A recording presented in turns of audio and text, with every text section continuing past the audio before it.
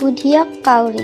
এদিনৰ কথা, কলিবাই নামৰ কাউৰী এজনীয়ে গিৰিয়েকৰ ঘৰৰ পৰা মাকৰ ঘৰলৈ গৈ আছিল। এনেতে তাইৰ বাটতে বৰ পিয়াহ লাগিল। তাই ইফালে সিফালে চালে ক'ৰবাত পানী খাবলৈ পায় বুলি।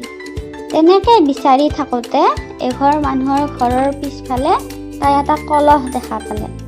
তাই সাউতকৈ গৈ কলহৰ কাষ পালেগৈ। পিছে কলহৰ তলিত অকণমানহে পানী আছে। এতিয়া তাই পানী খাব কেনেকৈ ভাবিব ধৰিলে। তাই কলহৰ কাণত দুটামান জাপ মাৰি চালে, কিজানিবা কলহটো কাটি হয়েই নেকি। এইটো বুদ্ধিও তাইৰ কামত নাহিল। এতিয়া তাই কলহৰ ইফালে সিফালে চালে আৰু তাই ওচৰতে এটা শিলগুটিৰ দম দেখা পালে।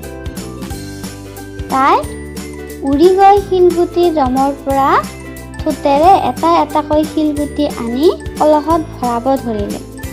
এনে কৰোঁতে কলহৰ পানী লাহে লাহে ওপৰলৈ উঠি আহিল আৰু শেষত কলহৰ পানী কলহৰ মুখ পালেহি। তেতিয়া কলিবাই নামৰ কাউৰীজনীয়ে হেঁপাহ পলুৱাই পানী খালে আৰু মাকৰ ঘৰলৈ উৰি গুচি গ'ল।